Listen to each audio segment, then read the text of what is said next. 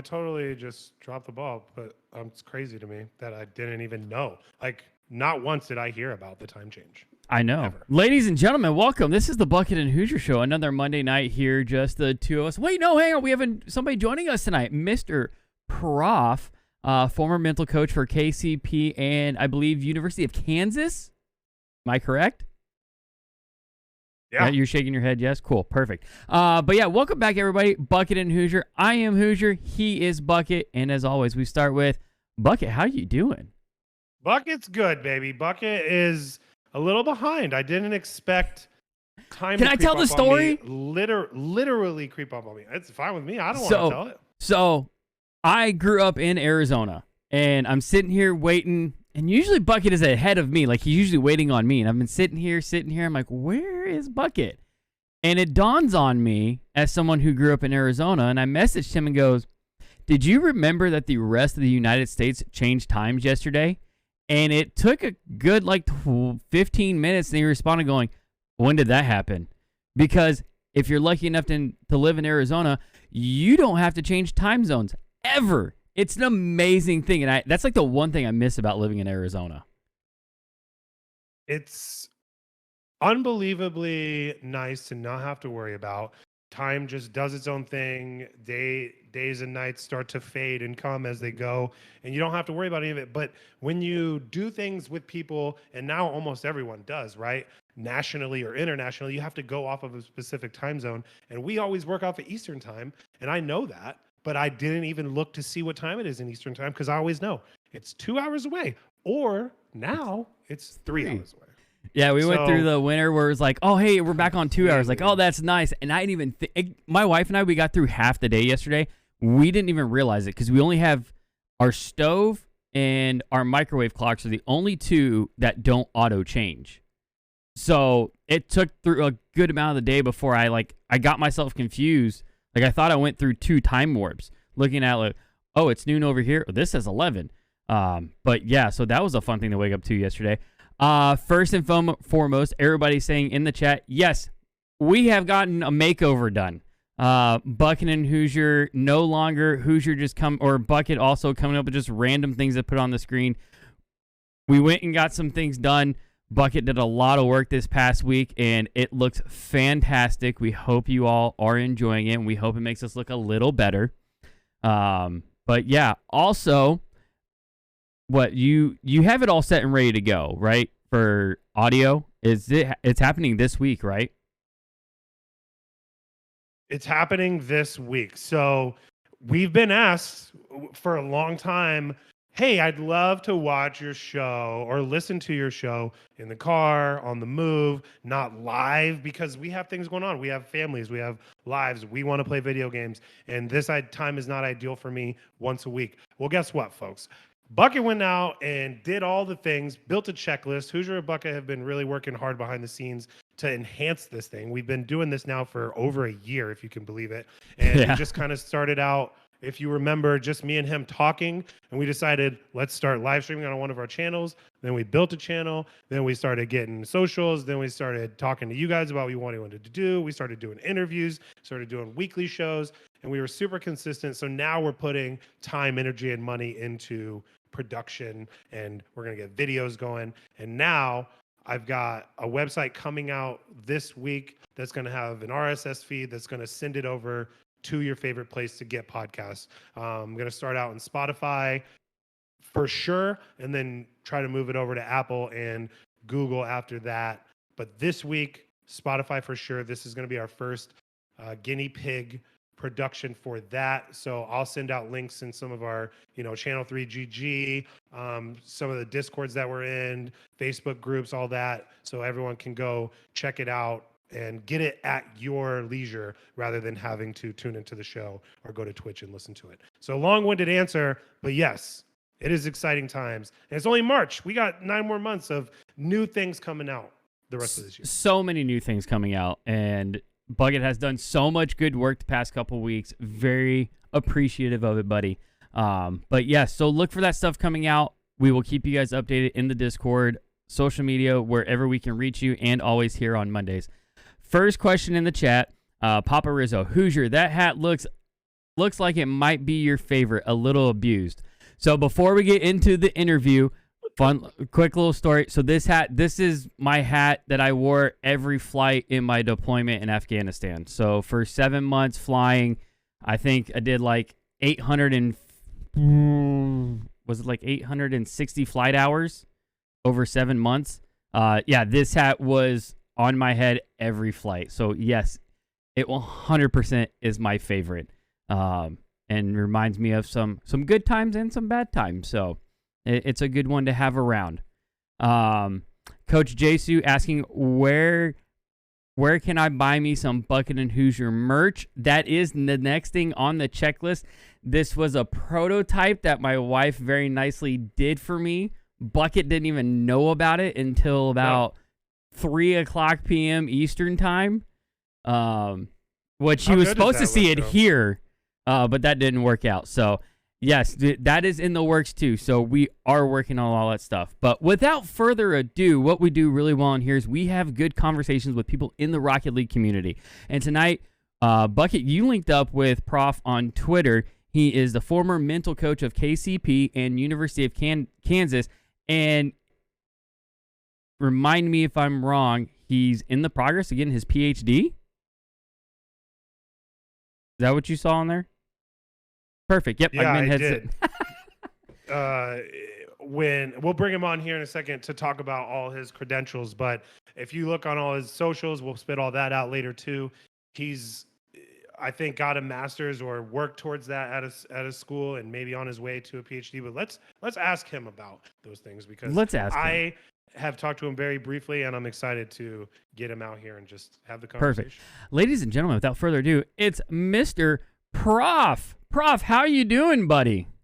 Hey guys, I'm doing great. I just helped get the kid put to bed, and I got a nice little love mark from him, little spit up on the shirt to remind everyone. So yeah, no, I'm doing great. I'm loving it. That's right. You're a first kid. Congratulations. Welcome to the Dad Club. Thank this you. is a community of dads. How old? He is 2.5 months. 2.5 months. Oh, man. Almost 3 months. Almost 3 months. Yep. Wait, hang on. Almost 3 months, and you just told us that you've already gotten an 8-hour night of straight through sleep. Yeah, last night awesome. was the first. Last night was the first, so it could be a bit of a fluke. But previously, our record was like 6 hours, and last night we made it past 8 for the first time. Which, credit to my wife, she's been going crazy on the sleep scheduling and trying to make sure that he's awake and active, so that way when he goes to bed, he's just like absolutely zonked, and it worked. It's been working. That's amazing. Yeah. Well, hopefully that trend continues. But so we touched on a little bit in the intro. You're the former mental coach of KC Pioneers and University of Kansas. What else can you tell us about yourself? Yeah, I am the current coach for KU, so have 3 rosters there. And then I've been doing consultant work with different orgs. I haven't signed like an official NDA with them, but I should probably leave them alone for now, just in case. Right. Just in case it's expected. But I work in Rocket League primarily, but I also work with Super Smash Bros. Players, with Halo players, with Apex players, with Valorant players. Wow. And yeah, I love all things esports, and I'm very attracted to esports because of what it looks like in the world of sports psychology as a whole. But yeah, sports psych is how I got into this kind of space, and Rocket League is just one of those games. It's so mental that it's just endlessly fun to do. It's crazy fast paced, so I love it. Yeah, that's awesome. There's so much to unpack there from how you got into the game itself. So I think that's a good place to start at. Like, you go from, all right, sports psychology to esports and then to Rocket League, or you found this game and you a love for it. Like, what was the connection? Okay, so first off, hi Papa Rizzo. Big love. Oh yeah, he Big hangs love. out here too. Papa Rizzo is one of the land goats. I Yeah, he honestly got don't me even know how drunk. many. Yeah, I don't know how many beers he's bought me at land. So I'm glad See? that you're. Yeah, See, like it an wasn't me, uncomfortable Pop. amount. He tries to blame me that night at Worlds, but I told him it was all on him. Yeah, the vibes that Papa Rizzo brings are always immaculate. Um, yeah. So crazy journey. I I always tell people like I'm a free to play player in terms of Rocket League, and so within 15 months, I downloaded the game for the first time and found myself coaching on an international stage against the would-be world champions, and took them to Game 5 and a one-goal overtime loss reverse sweep. So yeah, pretty crazy fun story. We ended up beating them the next major, by the way. But yeah, so. That was kind of like my super fast journey in a nutshell. But yeah, sports psych. I went to get my master's from the University of Denver, and when I was there, learned about kind of like the pillars of performance. There are four of them. There's technical, tactical, physical, and mental, and those four pillars are pretty even in across most domains, but in the world of esports you kind of don't have the crutch of like the physical, because everyone has access to the same buttons for the most part, and so it basically just puts a lot more pressure on the mental, where it could be anybody's day and anybody's game, so long as they kind of have like the same mechanical and tactical like prowess as the other teams.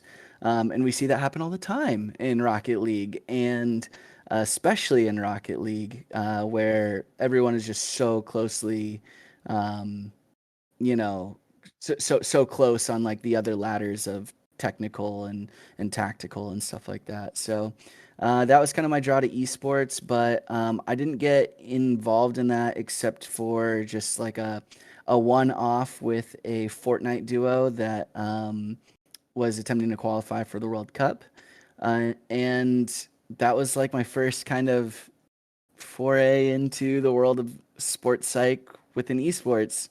Um, got into a counseling psych degree for my doctorate, and I was just kind of poking around and saw that this one org that I followed, because I liked video games, got a new executive, um, like person in their org who was also like an executive at University of Kansas. And I was like, if I send that guy an email, he'll get a push notification. Like he'll see that like someone emailed him about sports psych, and he was the previous executive director at the Kansas City Royals and the New York Mets. So I was like, he'll know about sports psych. So I literally just sent him a cold email one day, and I was like, hey, uh, I'm a graduate of a master's program in sports psychology, currently earning my doctorate at KU. I've worked with MLS academies. I've worked with like a lot of like really high level like pro-am golfers, like all this stuff, and kind of just gave him my resume in like a quick email. And he messaged me back in 20 minutes and he was like, hey, I used to work in the MLB, so I'm super familiar with sports psych. I'd love to have you. And 2 weeks from the day that I sent that email, I had a job at KCP. Wow. Yep. Quite the That's journey, huh? yeah, that's a Yeah. huge journey. So unpacking it from the start. Wow. So you end up with KCP, and you found I yourself. should even like unpack that just a little bit, because Yeah. so this guy, David Hayob, he took it to Pioneers, and they were like, oh, that's so funny because one of our Rocket League players who we just brought on a new roster is asking for a sports psychologist. That person was Kronovi. And so my first Really? day on the job, yep. I think I got his signature right there. There it is. Yep. Yeah, my first day on the job, I got to meet the first ever world champion of Rocket League. And what's even weirder is that like back in 2016 when Rocket League had just come out, the only exposure that I'd had to Rocket League at that point in time. The thing that got me kind of like looking at Rocket League, especially come like season 6, um, when Cloud9 won. The only exposure that I'd ever had to Rocket League was Kronovi's 1v1 versus Gambit, which is like Wow. Oh, super, wow. super old school. And so Yeah. I knew who this guy was the whole time. Um, but I had no idea that I was going to be put onto a Rocket League team. I had no idea that it was going to be Kronovi. And I had just downloaded Rocket League like 6 months prior to that. And then, yeah. And then by that following March, I was coaching in LA for Pioneers. Yep. That's nuts. All right, so hang on. Let's unpack that. So you get brought onto Casey Pioneers. Hey, this guy's asking for a mental coach. Cool. You end up finding out that it's Kronovi. What's your first reaction with that? You got to play it cool. I mean, Right. the reality of my job is that like I'm there to help whoever is put in front of me, whoever puts themselves in front of me. So as interesting as it was, besides a text to like one of my best friends who I knew played Rocket League, aside from that, it was really just like go in and do the job. Like, you have not very many interactions with people to convince them that you are the real deal. And the first thing that I always ask people is like, have you worked with a mental coach before? And Kronovi had, and I was like, okay, like I can already promise you that this is going to be different. Based off of like kind of like what you've told me. I'm not just gonna be like telling you that you need to sleep at these times and telling you that you need to like eat at this time. And I'm not gonna talk to you about motivation. You're a professional Rocket League player. You've got all the motivation in the world. You're earning a paycheck. Right. So like skipped a lot of like the super basic like sports psych and old school sports psych stuff and just got right to it. Because that's how you only have like a couple first impressions with somebody, and when you're in my shoes, like it usually comes a bit jaded already. So yeah.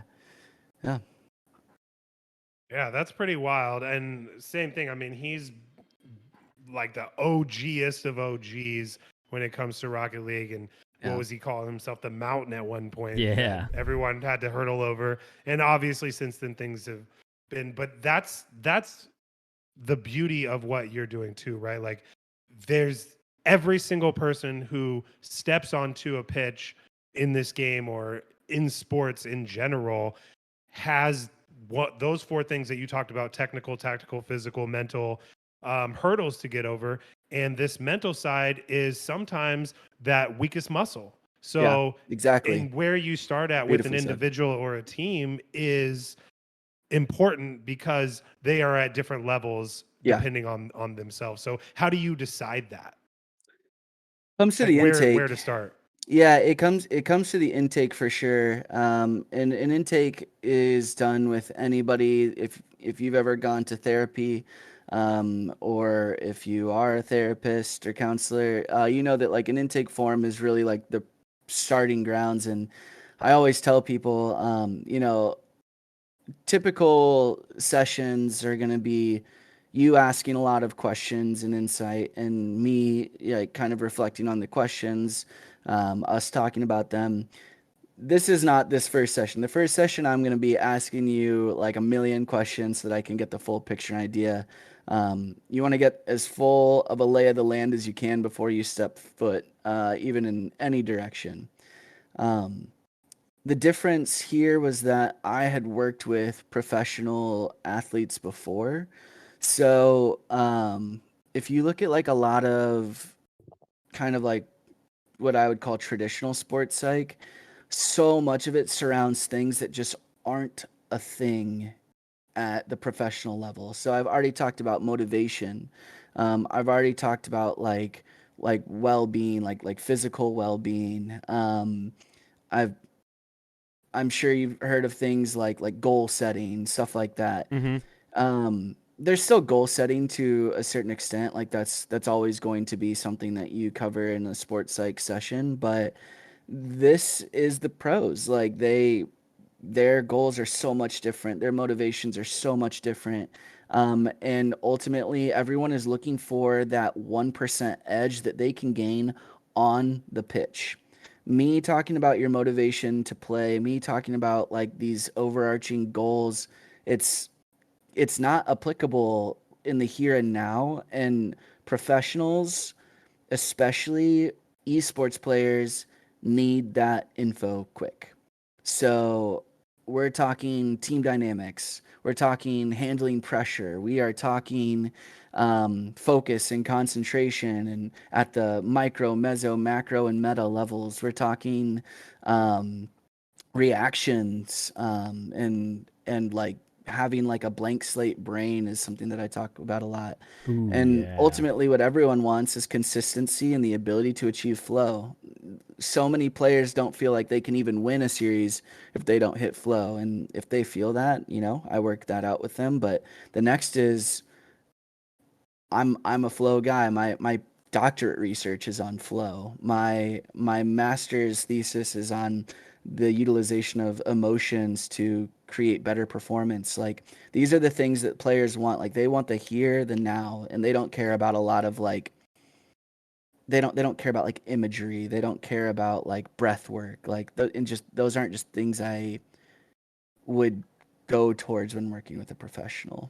So Well, yeah, it's different right from the start. I mean, I could definitely see that. I mean, if anybody who has studied like a Michael Jordan, right?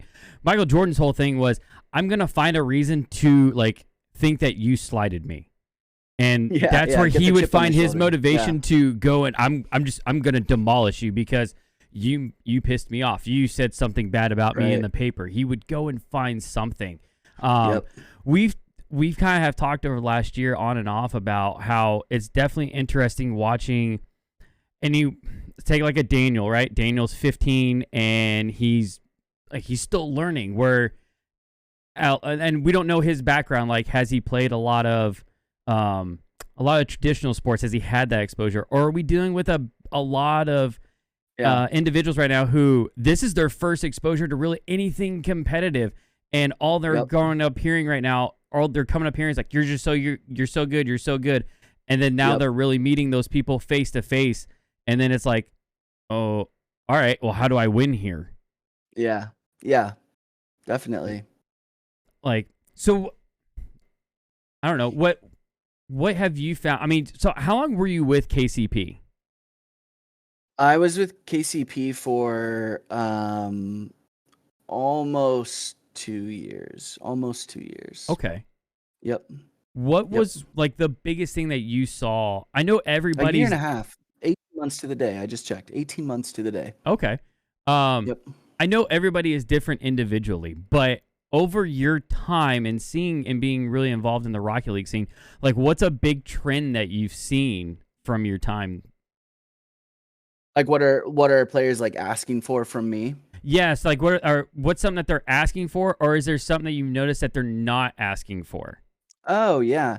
Well, so I will say one of the biggest things that I've seen in the players that I work with is that they oftentimes have a lot better practices, a lot like they're getting a lot more quality out of their practices. One thing that you see when you join right away is like these kids are jumping on the game and they think just like, we're just going to hop into some threes and like against this other team, and we'll play our hour-long time chunk, and then we sign off, and that was our day of work. And one of the first things that players understand with me is it's like, no, like this is your job. You're getting paid thousands of dollars a month, and like, I don't care about your time past two. I care about the time that you spend with your teammates getting better together on specific things that you guys communicate about. So getting more out of practices than just showing up to your scrims, and you scrim for an hour and then you might talk about it, or you scrim for an hour and then they're like, all right, time for dinner, gotta go. Hopefully our coach will watch some VOD review over the team that we play in the first round, in the next 4 days, and then they get to the tournament and then they play that one team. And then like their next team they have no notes over because it's a Swiss format. It's like, no, like, like with me, you're never going to just show up and just play. Like um, you're not going to just like get on for 2 hours a day, work 60 hours a month at the absolute max, and walk away not getting like any better. So quality time is really important. So meeting with teams before scrims start, talking about specific goals, and then meeting with each of the players individually, and kind of like hearing what they have for themselves, that they're trying to work on, and oftentimes getting what they feel their teammates are contributing. You'd be amazed how much better a team gets when everyone understands what the others are expecting of them on the field. And those things are oftentimes not said, not even talked about until I work with a team.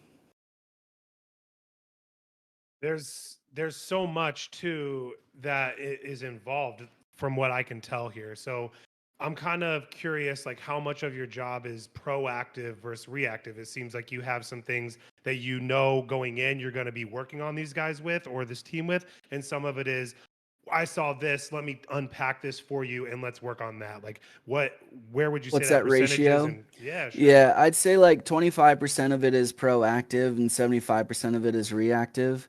Um, the proactive stuff is really just kind of like setting up canvases for them to draw on in a session. So, understanding what they feel their like biggest, like their major strengths are, their weaknesses are in their game.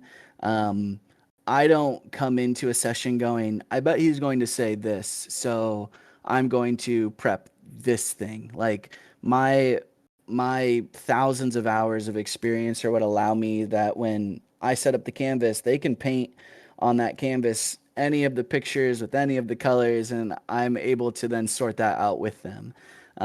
That's why you want someone with experience, but a lot of it is reactive. Like so many of the times that I meet with teams on a team session or players in an individual session, like they're oftentimes talking about the most recent performance. Like they want to talk about the scrims that just happened yesterday. They want to talk about the result that happened over the weekend, and kind of like what fell apart or what went perfectly right.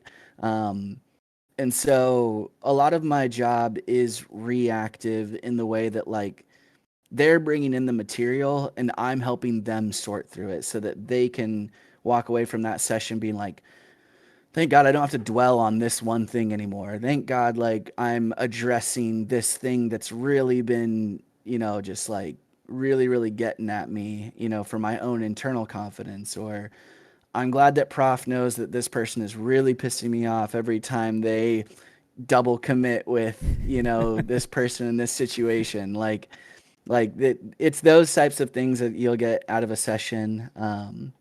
But yeah, in terms of like the framework that I come in with, I would say that oftentimes when I'm writing my notes, it usually falls under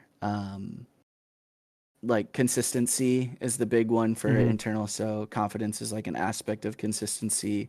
Uh, and you can break each of those things down. So an aspect of confidence is courage. So like the ability to just go, like if you want to have confidence, like you can't just like be confident, like you have to be courageous if you're going to be confident. So like breaking up like consistency into a bunch of different things.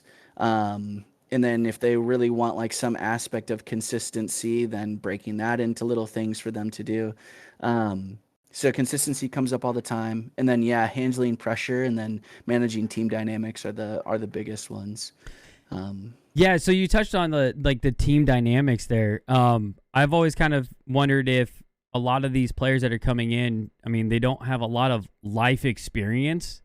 Yeah. And so how much of that have you seen plays into a major factor with the team? Because like you talk about Yeah. being confident, right? So if I'm going to go to a teammate and like just be able to be confident in what I'm saying and know that I'm right. I mean, I'm sure there's a lot of the players that it's not their thing. They haven't been in this situation yet. Yeah. I mean, that's what the entirety of the Pioneers roster was in March, which was just like they had never been to any live event for Rocket League, and they were stepping on to a foreign country for the first time play Rocket League Oh in my God, front yeah. of any amount of people for the first time, with each other in person for the first time. Yeah, how'd you prep them for that? I didn't even think about all Yeah, of that. Like, that's a yeah. huge, like, mind game. Just pieces, man. Everything that you do can be broken down into pieces. And coming in with like an overarching goal Boom. means, yeah, coming in with an overarching goal means like there are smaller actionable things that you can do to make that goal. So meeting with the team and just having them express to one another what they expected out of LA in March was so big. Like, because everyone just goes in thinking like, well, we're gonna play Rocket League, and it's like, okay, but Right. like, do we think we're gonna get a certain place? Do we think we're gonna make it out of groups? Do we think we'll be able to be? Nobody's talking about any of those things, especially not these 15-year-olds at the time. One 16-year-old and two 15-year-olds. They're like, at this point, like, they have no idea what to expect other than just like, my whole life, I just show up where I'm told to show up and I do the thing that I was told to do. Right. Like, that's it. So it came with conversations and getting them prepped for what that mindset was going to be going into the tournament, and what the mindset from that was going to be to dictate like what we do for each game for our group, and just breaking it down piece by piece by piece. And ultimately, after you start big and then you kind of like work your way down to those small actionable goals, you work your way back up again to refine all the big goals that you put ahead of time. So at first it was like, we're going to go and we're going to make it out of groups. And it's like, okay, so like, what does that entail? Like, what do we need to do to make it out of groups? Well, we're going to have to win some games. Okay. So like, when we look at our group, who does it look like we could beat? And just like all of those things kind of like are parts of those puzzle pieces. And you get all the way down to like the smallest actionable pieces, and then you go back up the ladder again. And that overarching goal ended up completely changing to, we just want to experience what it's like to play Rocket League internationally for the first time. And that was it. Yeah, That that's was the perfect. whole goal for them. They were like, we've never done any of this stuff. And a lot of this is like me, like, they'd say something like, okay, but like, that's going to come with a lot of mental baggage. That's going to come with a lot of surprise for you. Like this is not the same as far as anything has like been. So, they weigh that, they leverage that, and then they go, okay, maybe we change the goal that was like that led to this conversation. Like, maybe we make it a bit easier on ourselves, and Maybe we then just go worked and our way enjoy back. In-N-Out Burger and see what the hype's all about. And genuinely, that was talked about. Like, that Heck yeah. exact thing was talked about, because then you're like, okay, so we've changed the overall goal. We want to just experience what it's like to play at an international major for the first time. So what are the things that we haven't talked about? And I'm not even kidding you. The first thing that was brought up was American food. What are we gonna do for American food? I was like, all right, let's get a food itinerary. And like, this stuff might not seem like it's sports psych anymore, but like, you don't understand how much the entire experience allowed them to play the best Rocket League that they'd ever played before, and they did. Um, like I said, we were literally an overtime goal away from reverse sweeping BDS to make it to top 8, like literally a goal away. So like, Right. they're definitely like, and we continued to work our way up from there, because then what that did was lay the groundwork for the next major. In London, it was like, we're not here to experience anymore. Like, that's not what we're here for. We're here to do some genuine damage. And we did. We qualified for Worlds by beating BDS, and that all came because we knew collectively where our heads needed to be. And there's a lot of talk that Stacks had brought up in like an interview. Is like, so rumor has it that Pioneers coaches didn't tell the boys that they had to beat BDS to make Worlds, and it was like, we didn't talk about that because that wasn't the goal. Like, the goal Right. wasn't to make Worlds. The goal was to beat the teams that were put in front of us. And when we didn't do it against Space Station, we said, well, then we better freaking do it against these dudes, and these dudes just happened to be Monkey Moon, Extra, and Seiko, and then we did. Right. No, it makes so much sense. And I think like the biggest thing you're touching on there, and what I have kind of realized, listening to some other people talk in the industry, i.e., I think one was Johnny Boy, of like you want your people that are there doing that performing at their best. What's a way that people can perform at their best?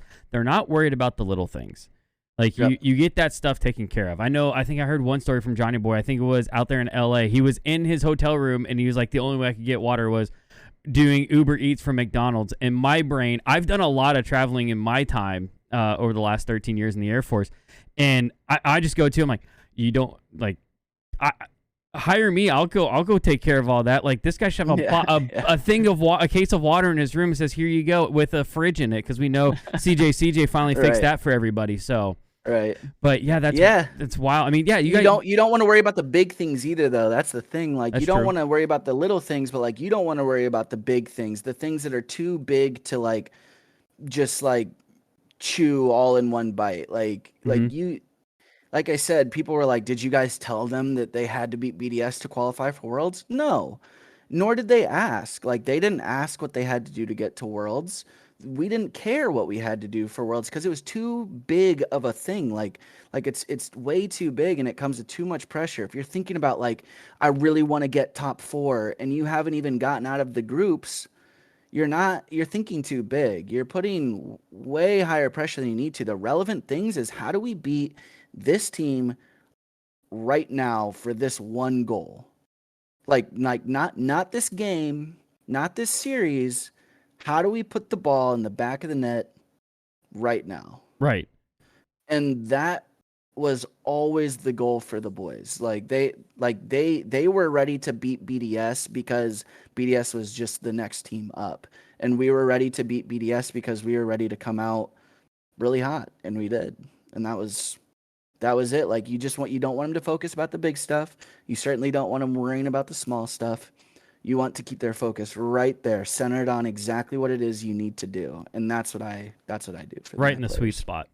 Yep. Ooh, that's how you achieve flow. That's the key, the word that I think we're going to keep coming back to that you probably finesse into your vocabulary with these kids all the time is flow. I mean, that's the thing. And I just said it again.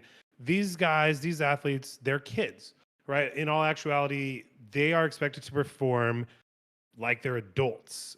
They have contracts, they have things they have to be, places they have to be, things they have to do. And you just touch on that. They shouldn't have to worry about all that. They should have to worry about, in traditional sports, I always have metaphors, the at-bat they're in, or the shot they're about to take, or whatever the case is, that they already have that experience for. It's why you bought them. It's why they're on your team, why all of this happens. And that sounds like that's the job you're trying to do, is get them into that headspace where they can flow with the game. Right? Exactly. Like, that's it. That's the like thing you're trying to do. So I think one of the things that I have a question about regarding that is the digital age of the teams and how they can be so spread apart. Have you been dealing with that? I mean, I coach a 9U baseball team my kids on, and we came up with this idea, a preseason party, because postseason parties that we typically have, the kids have so much fun. They have a blast. All the parents get together and they're all just loose and we all get to know each other. And it's like, we build this community, but we did it too late. We need to do that ahead of time. So we're going to do that this weekend before the season starts and see if the players come out and work for each other now, because they got to know each other before the season started. Do you guys do stuff like that? Try to get people together? Is there like headspace in that philosophy?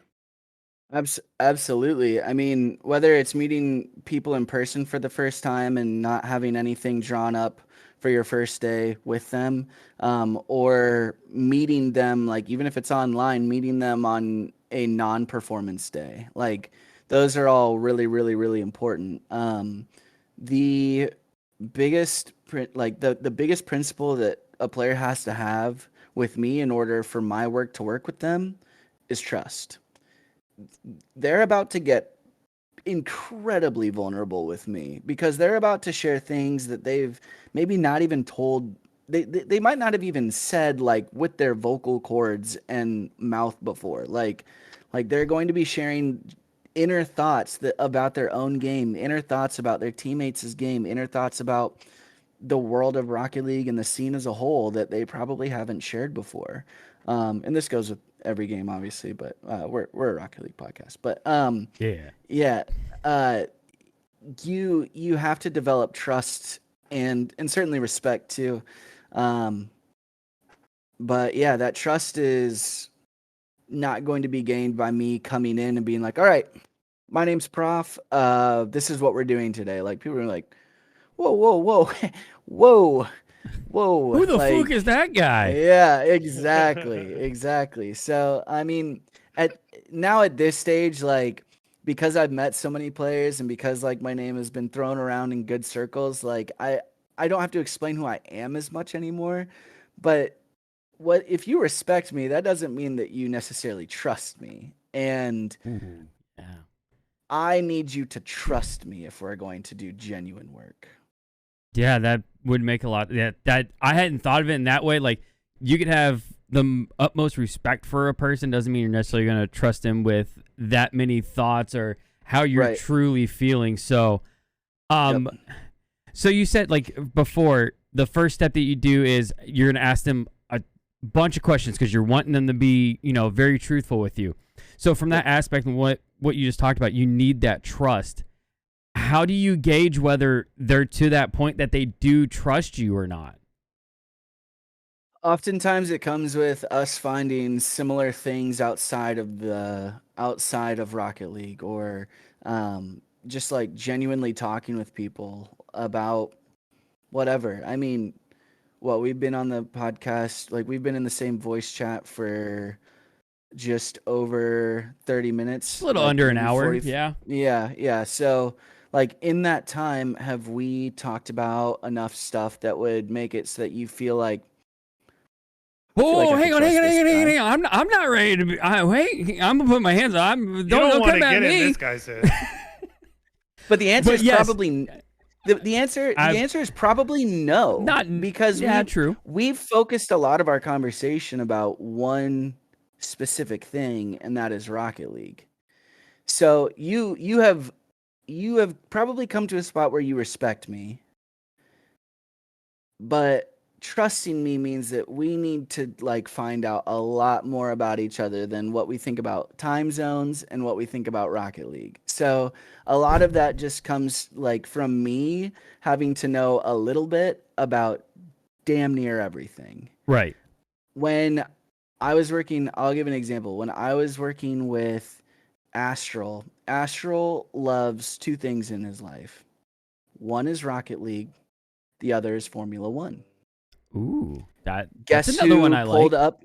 Guess who pulled up the Formula One qualifier race, paid the $4.99 for it right there without hesitation to make sure that I had the same thing on my second monitor that he had on his second monitor. That's me. Yeah, I immediately bought it. Like, those are the things you have to be willing to do and ready to do, is like understanding how to connect with people. You have to build a bridge, and you can't build a bridge with just like one plank. Like you gotta put a lot of planks down for you to trust that bridge. So yeah, that's how I build that trust. All right. So did you watch Formula One before that? Yeah. I have to know a little bit about everything. So I watched who's Formula your driver? One Drive to Survive. Checo. Yeah. Checo's a good choice. Checo's a good guy. Yeah, he's a good guy, and also he's one of the few Western Hemisphere drivers. That's very true. So yeah, Checo. Yeah, that's a good choice. But yeah, that does make sense. Like you kind of have to. You always have to kind of dabble. You really have to keep up with like what's going on in the world because you don't know who you're going to come across. Very much so. 16-year-old Australians are into very different things than 22-year-old Belgians, and very different things than 29-year-old Americans. But I need to know a lot about a lot, or at least a little about a lot. And that's the only way that you can throw multiple boards down. Like I said, you're building a bridge. Like you want to walk across a bridge that you can trust. Like you don't want to throw one really sturdy tree across that divide. Like you might respect that tree, but do you trust one tree? to walk across? Maybe not. No, on a rainy day, you're gonna slip and you're gonna hurt yourself real bad. So yeah, you want to put a lot of boards down. That's how you get them to a place of trust. Yep. Yeah, it sounds like you're really getting these kids, these athletes into a place that they need to be. Are the orgs kind of falling in line? Are you kind of paving the way for more people like you to come into the scene and org saying like, man, these 4 pillars, we really got to put some time into this stuff? Yeah. Or were there other people before you? What's the scene like that you're in? Who are your peers, and do you have any? I mean, I don't even know anybody else that's doing this. That's a brilliant question, and one that I wish I was asked more. I like to think that I really am paving the way, but I haven't put the focus into paving the way yet, because right now I have to be mindful. And what I mean by mindful is paying attention to the relevant thing at the relevant time. And right now, I need to watch out for me and mine. Like, I just had a kid, I married, I moved across country. Like there are things in my life that I have to give attention to. So I think I'm paving the way for a small niche group of people that want to do performance psych with Rocket League players predominantly. In terms of what the orgs see and understand, they for the most part just ask their players, do you like this guy? Does he seem to know what he's doing? And which is kind of a messed up question, because not to discredit the person that you're talking to, but how do they know? It's a good question. Yeah, no, it's something that I came into the space understanding, was that like no one has really done what I do to the level that I do it yet. I would say like LBP for Renegades was maybe like one of the only mental coaches in this space. There's also Abbott from Endpoint. He is a dude that I would say like knows what he's doing. In terms of like the depth that I get into though, and the experience that I bring, you ask Bucket, do you have peers? I genuinely think the answer is no. There are some that may work in different titles that I would consider a peer. There's a great G2 just hired a mental coach for predominantly their League of Legends team, and I believe their Counter-Strike team. But he is a guy that I would consider a peer. Evil Geniuses has a gamer doc. She like comes from like the medical field, and I think understands what she's doing for her players. Could she do the work that I'm doing? No, but she doesn't have like, in terms of like the people that have the level of academic experience, the level of applied experience, and the level of knowledge within Rocket League in particular, do I have peers? The answer is no. Okay. Yeah. And that's not me being like I'm like this guy. Like, it's just like there are ways that you could ask all the people that I mentioned, like, do they have peers? And if they were to say no, I'd be like, yeah, probably not. Yeah, you mentioned the LBP guy, and I went and looked him up, and his Wikipedia says also an exercise coach, right? Or exercise scientist. So he does a little bit of physical things, probably like, let's get you stretching, let's get you do whatever the case is. Same way that Abbott comes to it. Yep. And I went and got my master's in sport and performance psychology. So I was working strictly on the mental pillar with, like I said, like MLS Academy teams, pro-am golfers, high risk, like military personnel, firefighters, and first responders, like wrestlers, basketball players, dance crews, like all of that stuff. Like, it's a bit different when you're working on that mental pillar exclusively. Like my two advisors, my two faculty members were one, the sports psychologist for the Denver Broncos and Denver Nuggets, Mark Jesus. Ayagi, and two, the head of mental performance for the entirety of United States Olympics, Dr. Jess Bartley. Those were my two, like literally like my faculty members that I was in their office every day. And there's just not a lot of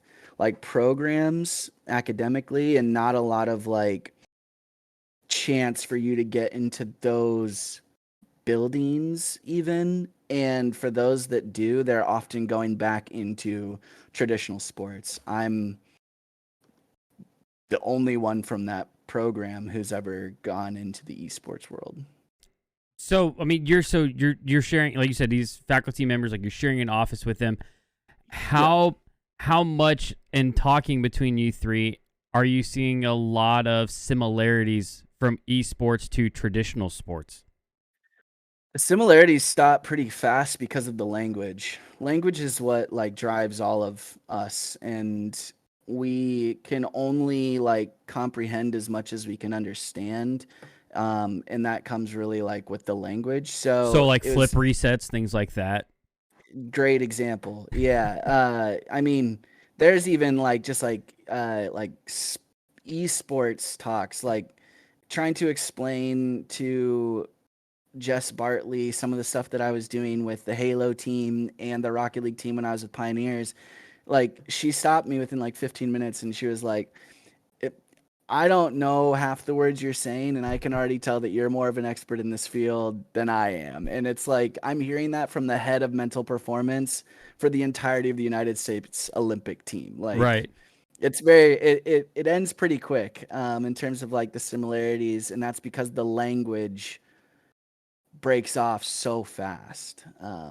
But there are obviously a lot of similarities in the work that I do and the way that I set it up. But um, traditional sports, I mean, that physical side, like you could even view that as a sort of crutch. Like LeBron James has a really bad mental day. Say he's going through grief because an animal of his died. He got a speeding ticket on his way to the arena, and he laces up. He's still LeBron James because it doesn't matter how out of his head, to an extent, how out of his head he's going to be. He's still stronger than all the fast guys and faster than all the strong guys, and is going to get buckets. Like that, you could say the physical pillar is a sort of crutch to the mental pillar, and you don't have that in gaming. There's no crutch to help you. Everyone has access to the same buttons. You're not faster than anybody in Apex. You're not faster than anybody in Rocket League outside of like micro mechanics, like recoveries and stuff like that. Like we're all pressing the same buttons. It's who came today ready to win. And that's why a sports psychologist in the world of esports can be so dangerous, can be so much more powerful because you don't have that mental crutch or that physical crutch. Sorry, you don't have that Right. physical crutch. It is all mental, and Yeah. I guess I try to think about, like, if I'm trying to get in the head of a 16-year-old who's gonna go play Rocket League today, like, I don't know, yeah, just trying. I get you're just trying to keep all that extra noise that out of their head at that point, right? Like that's the main Yeah. goal. Yeah, I mean, I remember I have 3 rosters for CRL, Mm-hmm. and they they work on completely different things. I mean, this is a hobby for a lot of these guys. So like the stuff that we talk about is like like levels of focus. Like what do you have going on in school today? What do you have going on in your social life today? What do you have going on in money life today that like might be kind of detracting from your ability to like zoom in and play your best Rocket League? So like some of those things are the things that are talked about. Motivation comes back into hi doggo. Um, Motivation comes back into play for those players a lot more because they're not earning a paycheck. Like they're taking time out of their social life and studying time and ability to make money to come and play Rocket League. So Are most of them not yeah, on scholarship? no, they're not. Oh wow. Yep. Okay. But I mean, so like you were talking about, I think the glaring example, it's, I won't say glaring, like it's a bummer what he went through, but Monkey Moon. Monkey Moon, we all watched, like everybody was curious, like what is going on with him? And then Yep. kudos to him, he came out and said what was going on. There was no part of him that had to do that. But Yep. once I saw that information come out, once Buck and I had seen that information, it was like, okay, this makes sense now. Like he hasn't been able to focus. No. Yep. So Exactly. And that's some of the stuff that I've dealt with too. Like I had a player that his parents were going through it, and I had to specifically address that because that was something that he would have only brought to a session with me. Like he wasn't going to say it to the coach. He wasn't going to say it to his teammates. He brought it to a session with me and he said, "I'm struggling right now because this is happening right now in my life." And we were able to talk about it, address it, give him actionable steps for him to do to give him like a better peace of mind and ability to focus. And on top of that, just like being able to be a shelf for somebody to be like, "You're going through a lot right now. Not so much that you can't show up and play scrims. So let's find a way to like take this thing and put it on the shelf, and we'll address it as soon as scrims are over." And sometimes that's what I do and that's where being a counseling psychologist, like all my therapy, my practicum hours at student student counseling psychology like facilities, like those, that's when the therapy comes out, and I have to do a little bit of therapy for people. I wish so badly that I spoke French and that I could have helped Monkey Moon go through what he was going through. yeah, And I hope that he's found somebody, because I know that BDS did not have somebody like me within their org. But yeah, you ask, like, do you have peers, Bucket? And I'll say again, like the counseling side, like when therapy comes into play to mess with the mental, like having just a peer sports psychologist isn't going to cut it sometimes. Um, you need somebody that can address that, and that's where even like me being in my 5th year of a counseling program is really, really helpful. So yeah. Yeah, it sounds like you're continuing your education to further along not only what you're doing, but what these kids are going to be able to do. I call them Yeah. all kids. I mean, I feel so old sometimes talking about athletes that are half Yeah. my age or even less. But they're expected to play and perform as adults, even in the Yep. CRL level, which is really, really cool and really, really crazy at the same time. Just to think back of what I was doing at that age, which was Yeah. messing about most of the time. I was just getting in trouble. Same. Yeah. Same. Yeah. It's pretty wild just to think about how far some of this stuff has come. And we see, like you mentioned, you were up on the stage, ready, like with these kids, with these athletes doing it. And we see there's always a coach with these guys. What would you say is the main difference? And should there be two? Should there be a strategist type of coach for the game and a mental coach at the same time? Should there just be one? Should someone do a lot of things? Like, what is the perfect scenario for these teams, according to what you think? I think having two would be really helpful. I think you've got your best case scenario coach and your worst case scenario coach. Someone that is more on the analyst side and seeing what's really working and just like positive adjustments to make, and somebody that understands negative tendencies and when people might be slumping because of the scoreboard, or slumping because their hardware has given them trouble all day, and their controller has a little bit of stick drift, and like someone that's there for the mental side of things. I think that there are plenty of coaches that are good enough on keeping the energy good and positive. Moise talked about it a lot with Noah, like and Nick, like kind of like the difference between Nick and Noah. Like Nick was like, this hardcore analyst that came in and was like, no, like I coach Rocket League and like these things are happening and we need to fix these things, or these things are happening and they're good things. And that was great at a certain time, but then they had to completely move on from Nick and go to Noah because they just wanted someone to provide positivity and a good, like, healthier energy around the team. I'm saying energy not because I actually coach in that aspect, but more so because, like, I don't want to say that Noah would never claim to be like a mental coach. Like he's Right. just a coach that kind of like airs more on that side of things. But think about what it could have been like for Moist had they had both the whole time, where they were able to get the brilliance of Nick's brain and for them to say like, hey, we'd like it if you dialed down a little bit and if we could dial up Noah a little bit. And that's actually, sorry, doggo needs to go outside. That's actually You're good. what we were doing at Pioneers between Threes and myself. It was just that he was the guy that would go out on stage once we had the two of us. But the last person that they talked to and the first person they talked to when they were done was me. And when we called timeouts, Chris oftentimes knew that like he was going to have a segment in which he was working with me, like working from my angle, like representing my ideas, and a segment where he addressed Rocket League. So Well, I I had almost sessions feel with like him. like what you're describing right there is like almost the difference between a college level basketball coach and an NBA level basketball coach.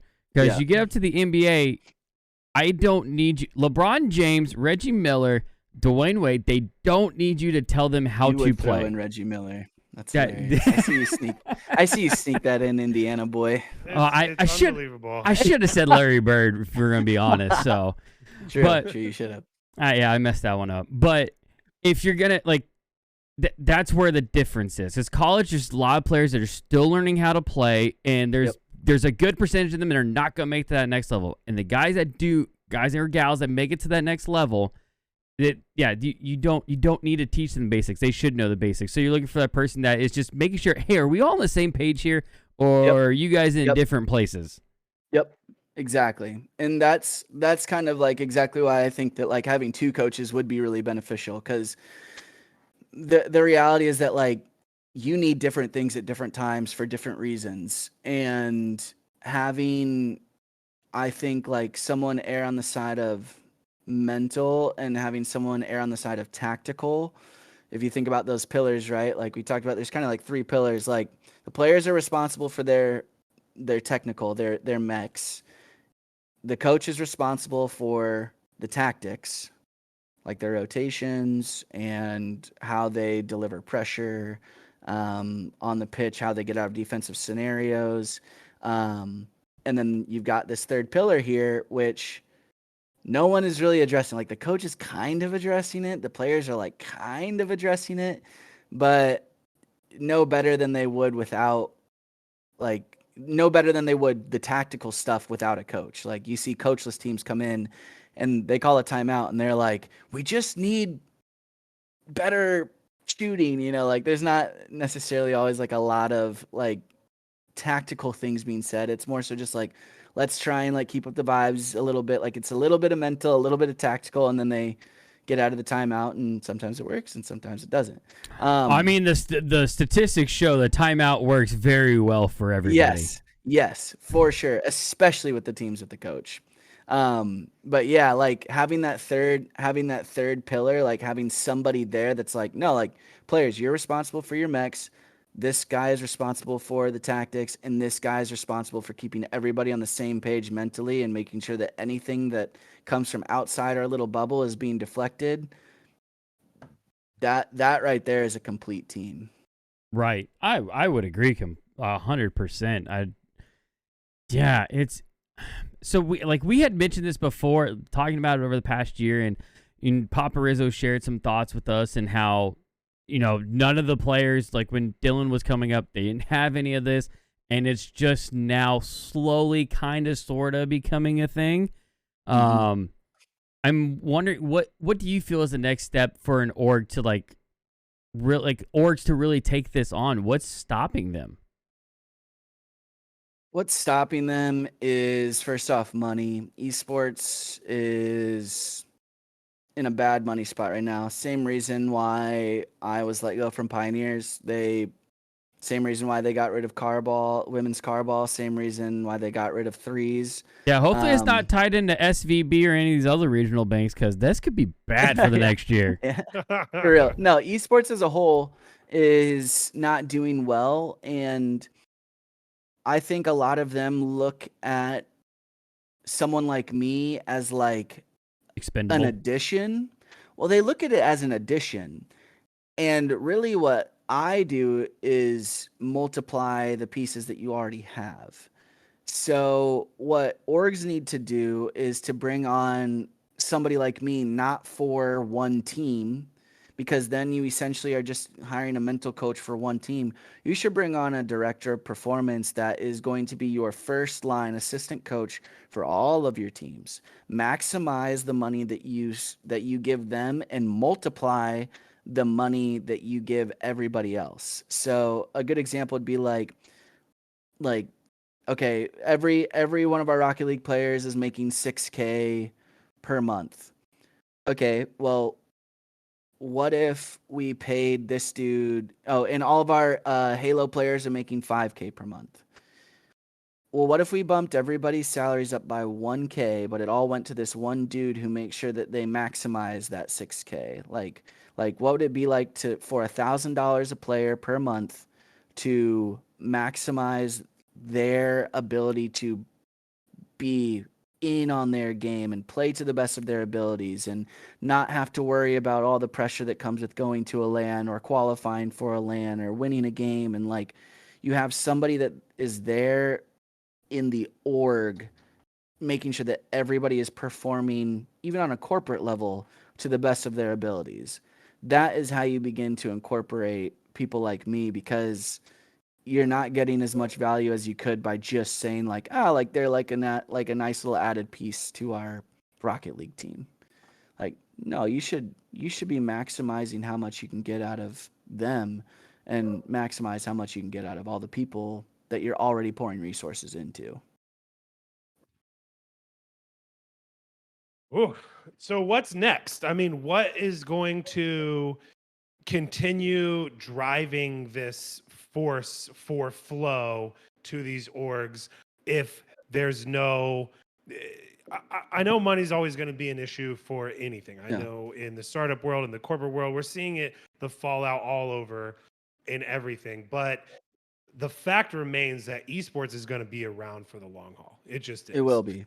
And I know you got to step and get something done here. No, That's no, all right. it's just my dog. It's just my dog. But no, you're okay.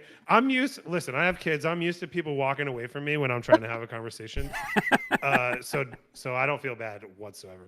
But honestly, there's so many things that you can't control. What are the things that you can control that are going to help kind of catapult these things going forward for you? I mean, this is important. I think this is important. I think people who listen to this podcast or people who follow you or get to know what's going on behind the scenes is going to realize how important it is, especially, I'll drive this point home again, these are kids. Yeah, they are. Mm-hmm. I mean, so the first thing that I need to do, so let's talk about kind of like how I do it with my teams. Like, what's the overarching goal? Like, we want orgs to have somebody responsible for the mental well-being and execution of their personnel, right? Like, we would like everybody to have a in-org mental performance coach, an in-org therapist, all of those things. Great. Sounds good.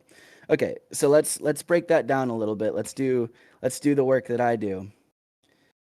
Do you understand the work that I do is the first thing that orgs need to know. And for them to understand the work that I do, I need to be able to iterate the work that I do. I need to be able to talk about the work that I do. I need to be able to demonstrate it, just like I've been doing today. And then the next step below that is that I need to do good work. So it starts with me. That's what my actionable plan is I need to do good work. That way, when I then explain what I bring to a team, I can explain that as this is what I bring. And the org goes, oh, we understand. I say, and I can do this for all of your teams. And they go, oh, that sounds very nice. And then people like me get hired into director of performance roles.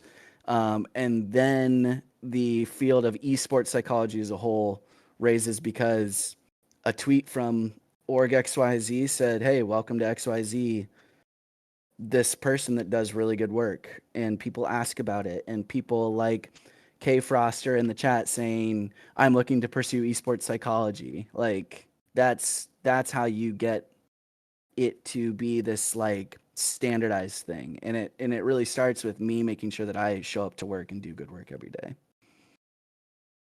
I mean, you explained it really well. Yeah, it starts with you right now and being able to do it. Yeah.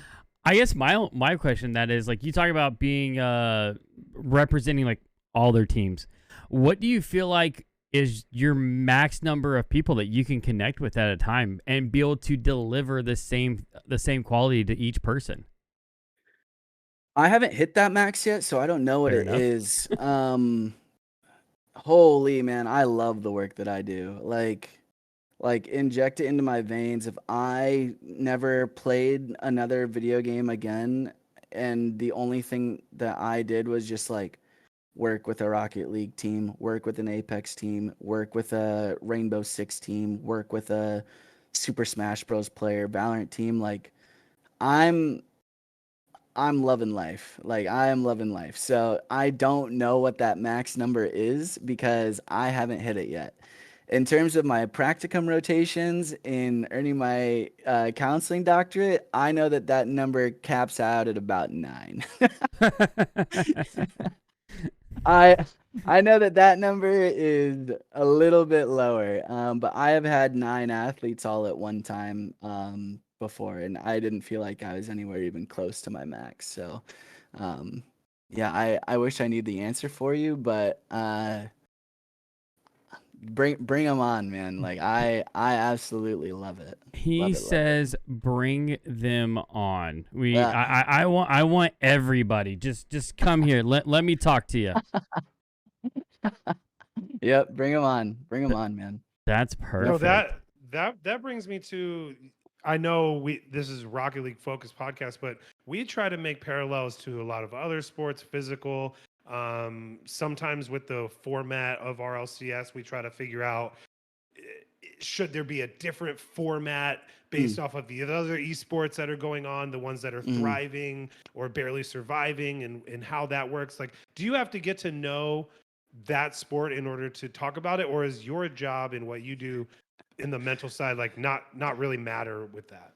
Dude, if you're gonna get trust and respect of the players that you're about to work with, you better know their esport inside and out. Like you have to know it. You have to know it. You don't have to play it, and you don't have to play it to a professional level. Like you don't have to know how to press the buttons, but you better understand the format of what you're getting into. You better understand the tasks that are being asked of the players. You better understand like I said, all of my work is language. You better understand the lingo. Like if you don't understand that stuff, then you are a complete waste of space. Like if you don't understand when a player comes to you, like let's say we're talking about Rocket League.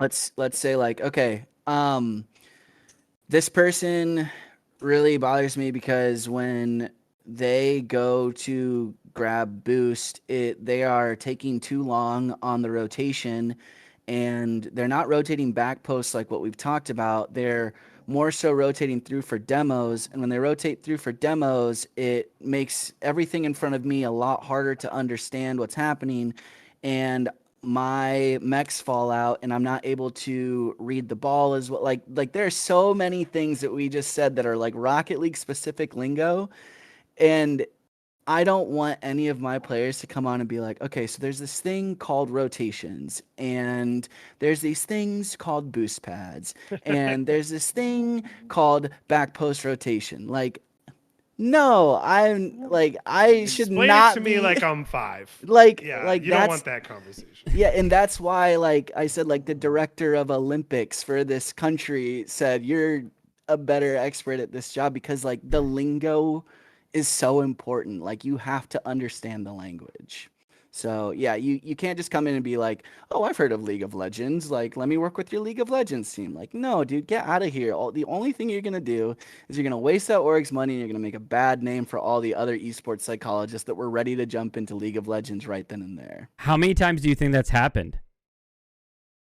That The amount exact of- scenario. dude, the amount of players that when I ask, have you worked with a sports psych before? All the ones that are like top level, they have all said yes. And when I ask what the topics are, they are like, they wanted to talk to me about sleep and diet.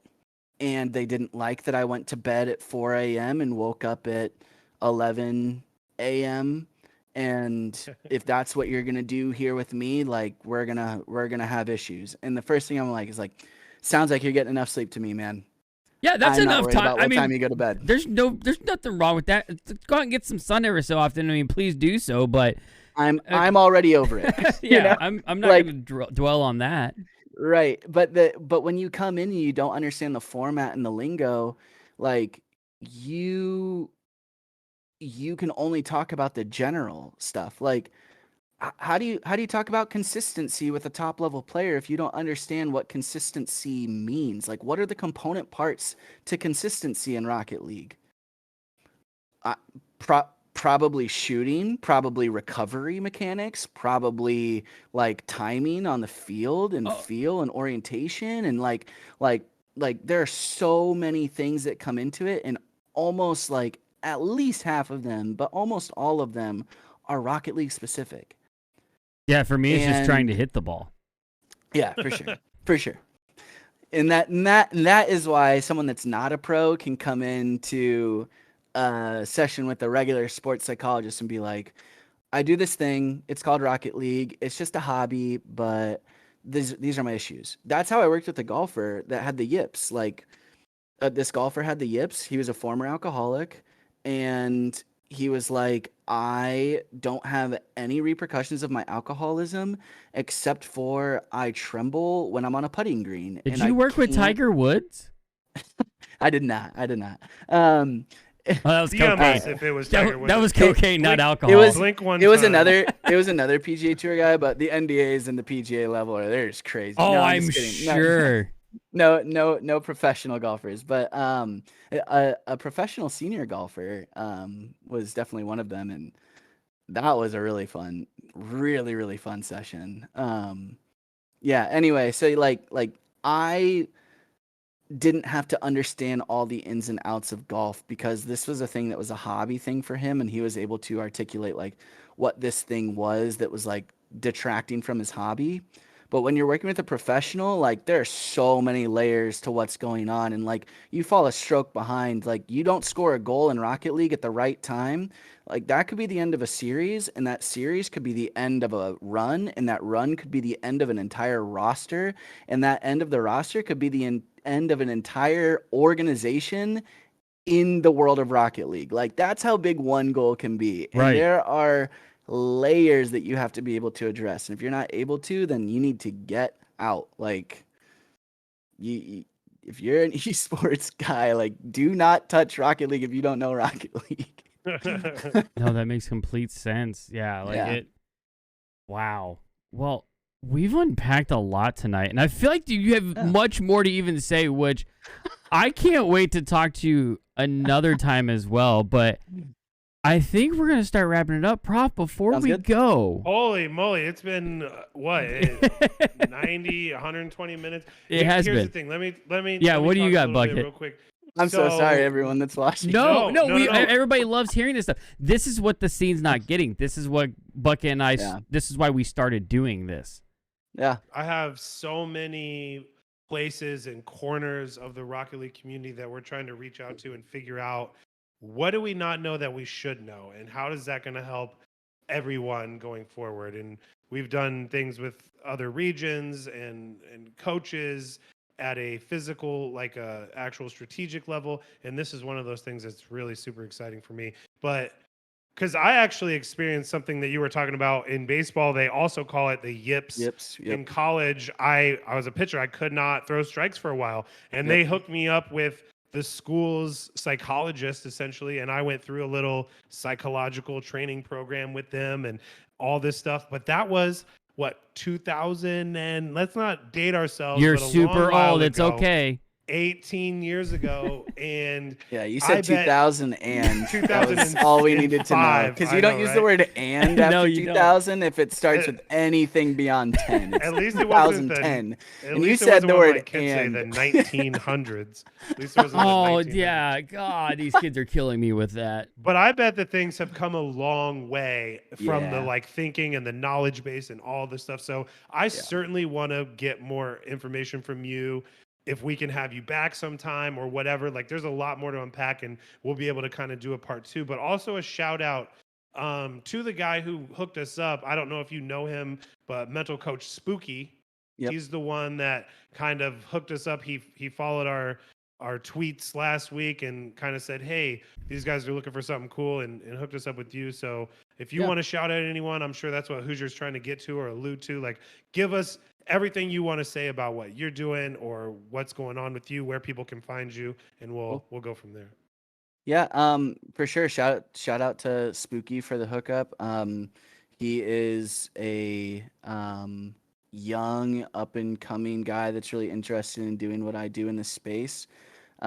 He's certainly working on a different like level than the professional level, so the work that he and I do are different for sure. But he's been such a great hype man on Twitter, and I love that dude for it. And yeah, him being a hype man is what ended up connecting us. So Spooky definitely deserves a shout out from me. In terms of other people, like just shout out to anybody that made it to listening even to like 30 minutes of this. I could rant and talk about these things forever. So shout out to the listeners.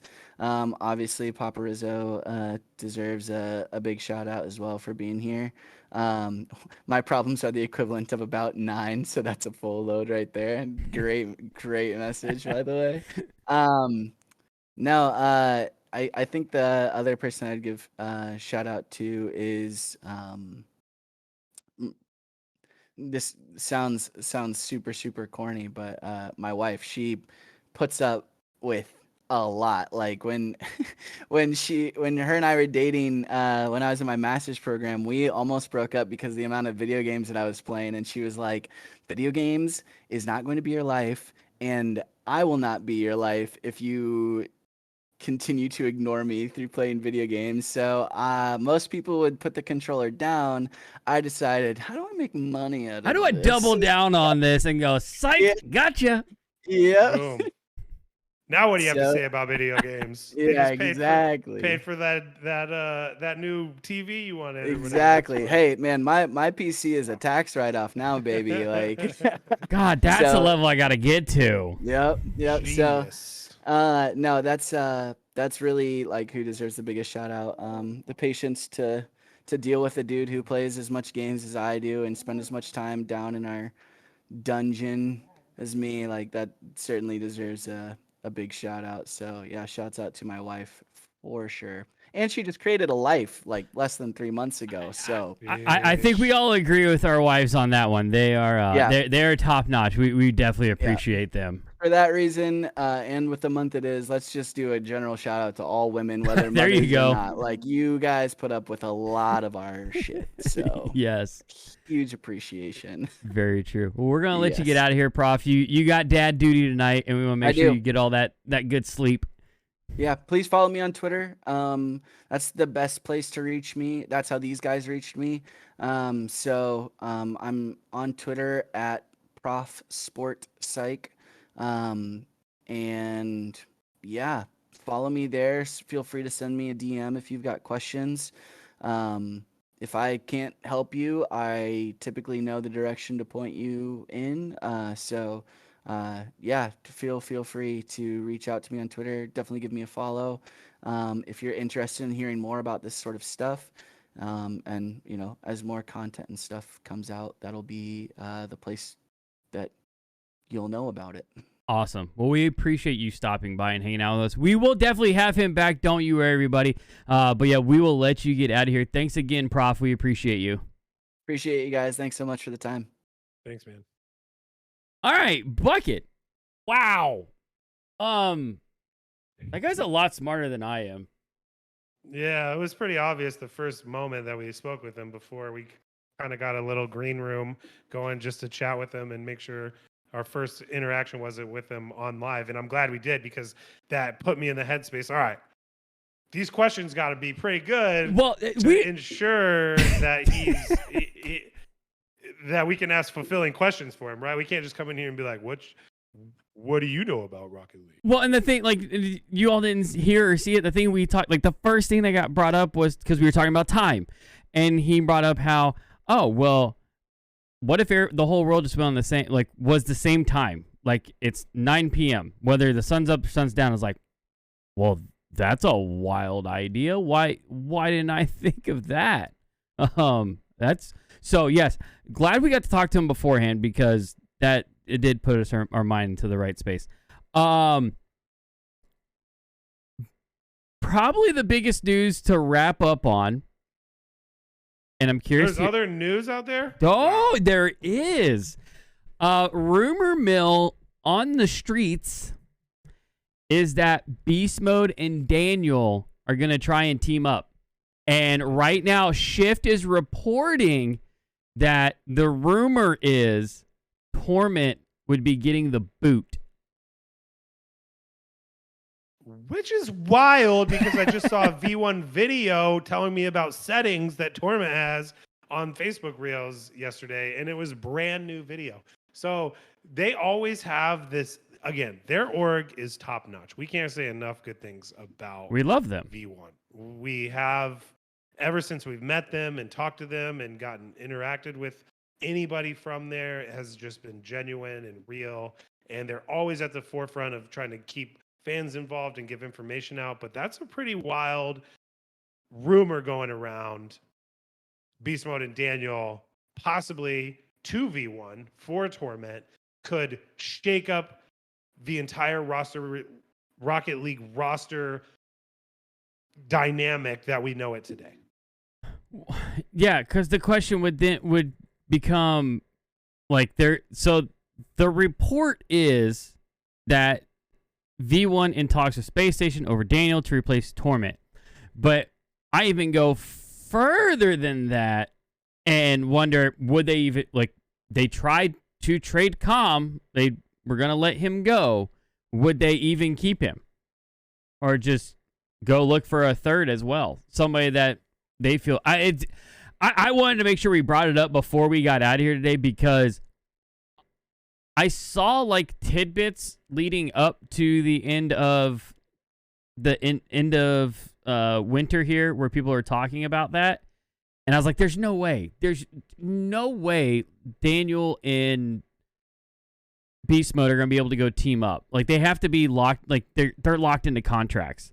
But if people are saying there's a chance, it would be a wild situation that it goes from Calm was the one that was going to be booted to now it's Torment that ends up getting the boot. Wild times in V1. Yeah, stay tuned for that, because I'm going to try and keep an eye on that as much as possible and see where that leads. But that is potentially region breaking, if not spring major breaking news.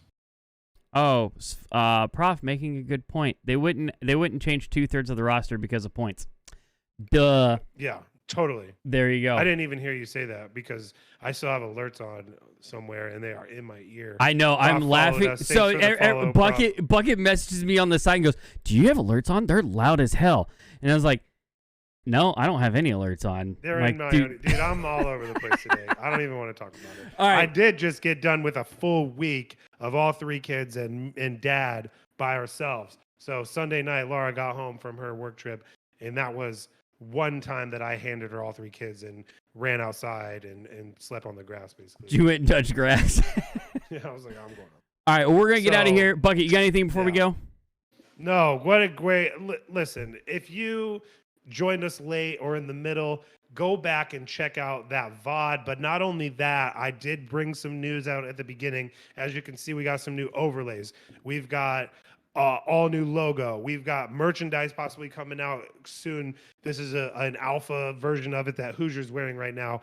I got a website on the up and coming that is going to feed into an RSS feed that I'm going to send all of our VODs to audio format and get them going. But this is going to be the first one for that. So Spotify is going to be the first place we put it. I'll get you guys the link everywhere that I can. Promote it on channel 3 if Joel lets me. Promote it on DVG, the TDG stuff, like wherever they'll allow me to post other places. I'll try to get you that, because a lot of people asked us, how can we listen to this on the fly? I don't have time on Monday nights. I got X, Y, and Z going on. So we're trying to evolve our stuff so that we can get this cool information out there as much as possible. And I learned so much today from Prof, and I'm hoping that he's going to be able to take this information and the questions we asked, and we're going to be able to help him out in some way. So go follow him on Twitter, like we mentioned, and it's just going to be a lot of cool stuff. We got all kinds of stuff coming out this year. Listen, we're putting in the work. We did the easy part, and we sat around for a whole year and said, if we do this for 1 year, we know we've got something every single week. And some of you guys showed up for that whole year. Some of you guys watched the VOD. Some of you guys check in with us. Some of you guys rate off to us. We can't be more appreciative, but we were on a little trajectory going up, so we're trying to hit the gas now, and we're going to see where we can fly. So stay tuned. I don't know if that was good enough for you. Yep. That was the best sign off I think I've ever had. It's perfect. Love you all. Have a good one. Before we go, who is even on right now? Everybody in chat, who you got? Who you got? Full send. Night Wonka. Well, it's good morning for Wonka. You got Shiz over there who's been hooking us up with some people. Yep. Shiz is, shout out to Shiz too. I've been chatting with him. He's a new content creator for Orion Esports. Go check them out. He's been helping me out trying to get more guests for the next few weeks. We got a lot of time to fill before majors and then the split and then worlds. So we're trying to get interviews. We're trying to get guests, and Shiz is in the stuff, in the weeds with us. So let's get it off to Shiz. Really appreciate this guy. And a lot of you from DVG will go appreciate him. Obviously tell him that DVG is the place, but Bucket and Hoosier, give him that. We'll also get emotes too coming. Boom. Love you guys. Night. Oh, man. Fun stuff. No, fun. Thank you. That was fantastic. Heck yeah.